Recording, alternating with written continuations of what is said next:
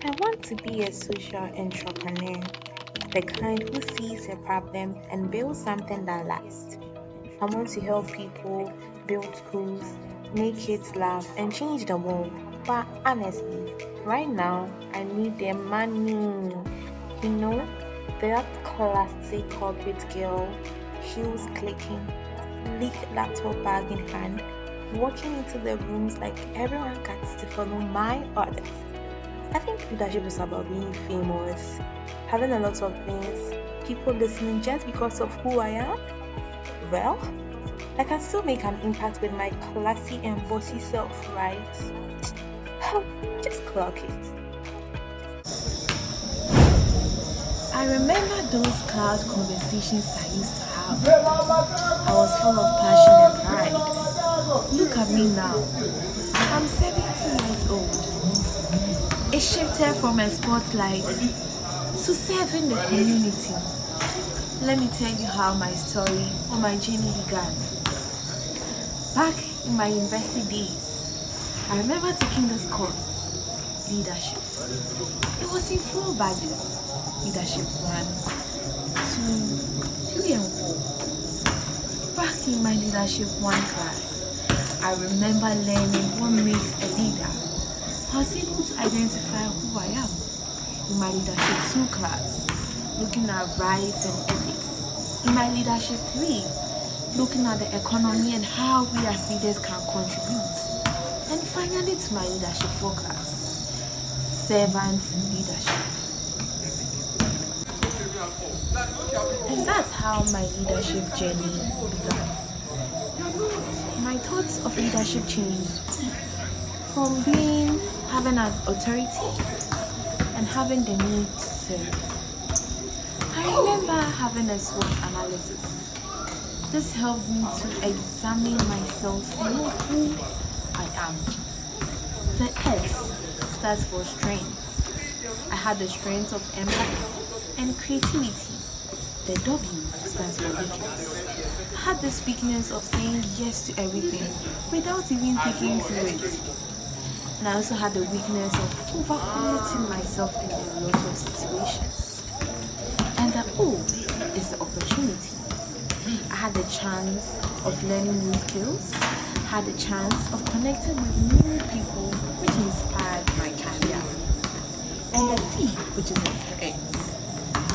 I had the threat of burnout, spreading myself too thin to lead well. Before I did this analysis, as I said, my thought of leadership was different. I had no sense of service. It was all about being that famous girl. But now, I truly understand leadership is not about authority. It's about being there for others, seeing others, helping them, and being that servant leader you have to be. This reminds me of this wonderful theory philosophy I heard in my class. Ubuntu, I am because you are. This theory has the sense of interconnectedness, connecting people of diverse thoughts, diverse traditions together as one.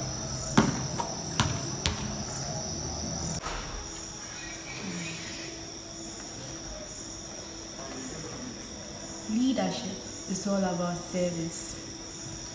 Putting the people in your community, the people you love, first before yourself.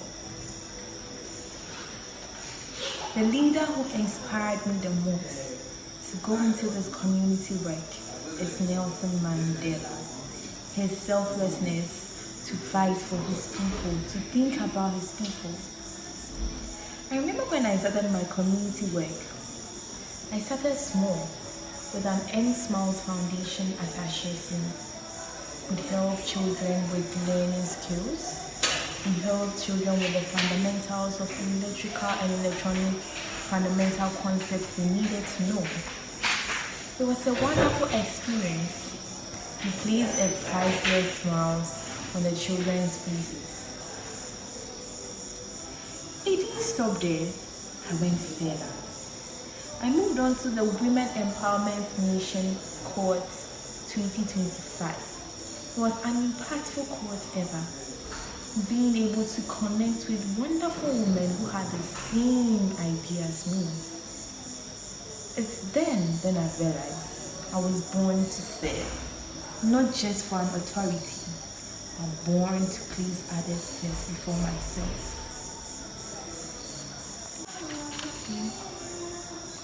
I remember the time I launched my creative literacy program for girls at the villages. It was a wonderful program. I got the chance to mentor young girls in these villages. I equipped them with the creative skills in order to come up with their own ideas and be their future leaders we need. Over the years, I spoke at various conferences, went to different villages, spoke in different classrooms, all because of the impact.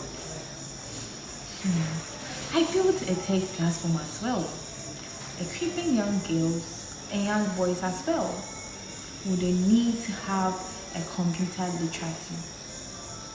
They were able to use a normal and simple electric gadget, be able to understand what the tech world was all about. It was such a wonderful one. And I remember another fun part of me was the dancing. I never forgot to dance with these wonderful children. It was all full of joy. People always used to ask me how I did all these things. The truth is, I never did it alone. Leadership is not a journey for you alone to carry. You must build it together with the people around you. Inspired by Ubuntu, the concept of servant leadership, I understood what it meant to go with others. Don't walk alone. Make sure you walk with the people around you.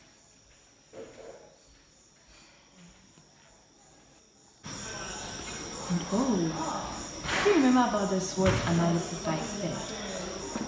It came with an action plan. As I was able to identify who I was, I had to act towards it and be a better leader. Guess what? My first point was strategic thinking. I had to be very strategic about the way I think, the way I plan myself, the way I plan my day, have a write down of how I wanted my day to go, have a vision board for myself, and plan towards the future. The second one was emotional intelligence. I remember when I started my literacy program at the village, nothing could stop me, not even the rain. I had to understand the emotion, the feeling around the people I knew. I had to understand everyone and put myself in their shoes.